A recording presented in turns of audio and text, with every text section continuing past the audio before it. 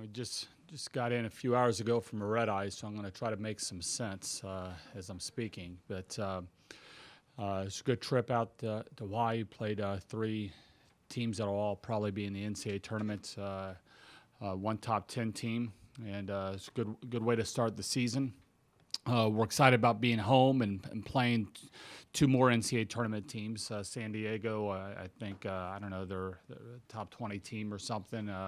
They just had a really nice win this past weekend against Stanford, a very athletic team. But mainly we're excited about being home and being able to play in the field house. Coach, a trip like that meet your expectations or exceed them coming back with what you did? You go to a trip like that, we kind of, it's whatever it is, 5 time zones away. So we went out there pretty early. We went out there, I think we flew out on Sunday. So we were out there for a week. And, we kind of took an approach kind of like it was a bowl week or something. Earlier in the week, we got a morning practice in about 2.5, 3 hours. And then we try to do something later on in the day. So there's a lot of, you do that at the beginning of the year. There's a lot of growth that happens, and team gets to know each other. The young kids kind of figure out some things outside the gym of how people are wired. Then we got midway through the week, and we really kind of got locked into what we needed to do in our opponent, and the generosity of the people out there in Hawaii were fantastic. We really certainly appreciated that. I thought our team, there's a lot to get better at, but it was, I thought we played well for opening week. And one of the things that we weren't able to really do too much this preseason was, do many 6-on-6 drills. And, a lot of people in this room, you kind of picture that of, like basketball, not doing much 5-on-5 stuff going into their season opener. That would just seem kind of a little bit crazy. And that was kind of the case with us with some of the health issues that we were dealing with. So I thought we played pretty well coming out of the gate, considering we didn't really get a lot of 6-on-6 stuff. So there's a lot of things we got to get better at, but I think for an opening weekend, I think it was probably a pretty good showing. Kelly Bates at libero, what'd she show you? I was really proud of Kelly. She had about 48 hours notice that she's going to play the position. And so, we didn't make the decision until we're halfway through the week out there. And, she just said, hey, whatever I've got to do to help the team. And those words might have come out of her mouth her freshman year. I'm not sure she would have actually meant what she said, but she says that to me, and you look in her eyes, and you know that she's genuine with that.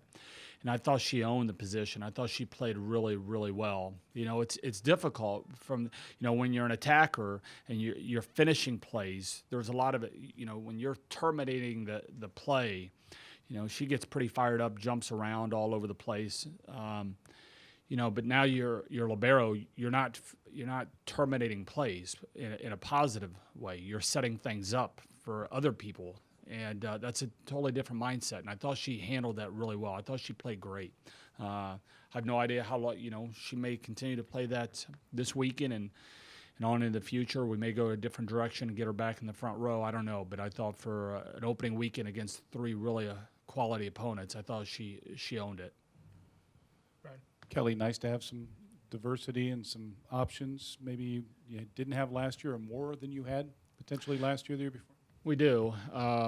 We've got all of our offense back, and we added Molly Hagerty, and we're hoping to be able to get Madison Duello maybe back some point in the season. And offensively, our attack was a lot more diverse, and it can still get a lot more diverse, but we were able to do a lot more stuff this past week. First of all, they came into preseason in great shape. I mean, the work that they did this summer with our strength coaches, it really showed, and it allows you to kind of to do some things in preseason, where if they come in a little bit sloppy or whatever,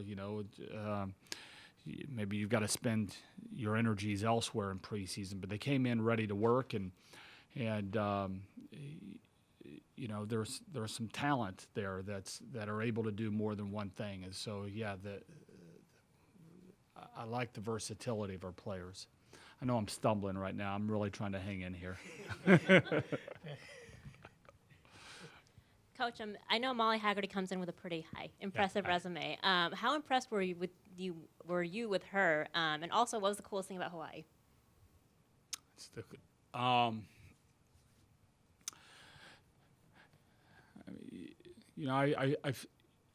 That her skill set. Molly's skill set is going to be able to translate. I thought it was. We've seen her a lot. The one thing that you don't know about the elite players is how do they handle when things get tough.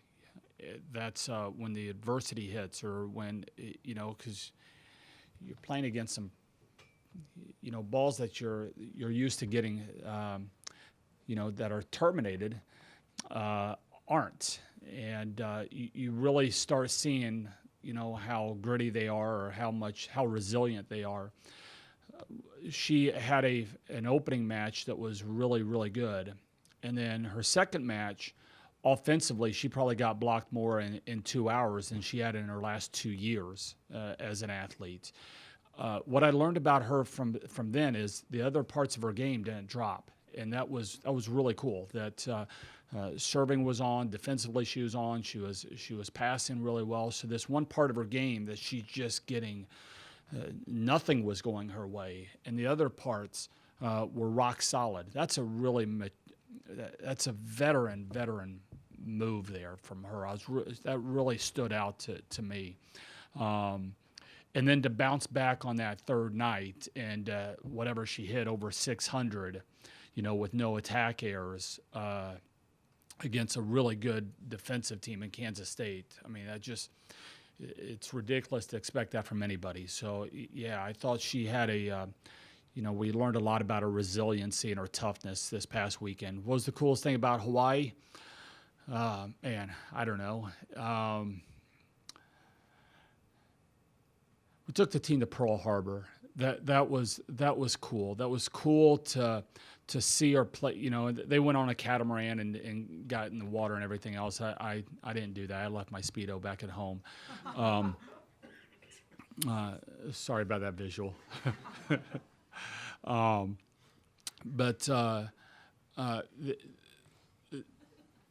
It was really, really cool to see Pearl Harbor. It was cool to see our players embrace Pearl Harbor and to continue to talk about that as we were leaving the place. That was probably my favorite part. Right. And Kelly, you opened the home schedule this weekend. You'd like to be, Hawaii draws a lot of fans. I know you'd like to be in the top 2 or 3 in the country in attendance. What does the future hold for the Fieldhouse, in your opinion?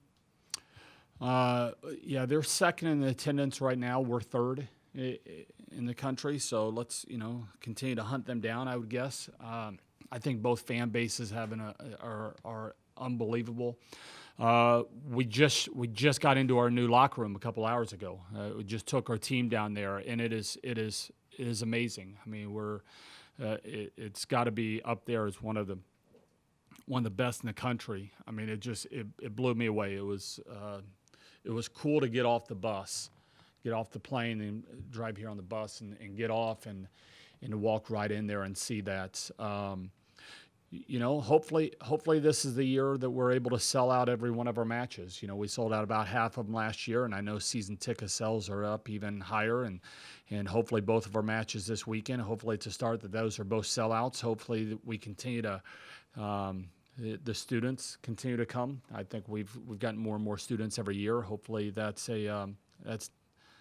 ready to take their game to the next level for us. We could certainly use them. Where can Lauren Carlini get better?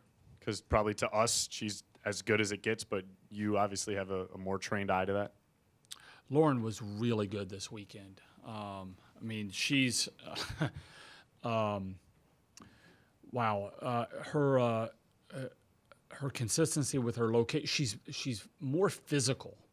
I mean, she's worked on getting a lot stronger in the weight room. She's moving the ball well, which has allowed her to do some things that she wasn't able to do when she wasn't quite as strong. She's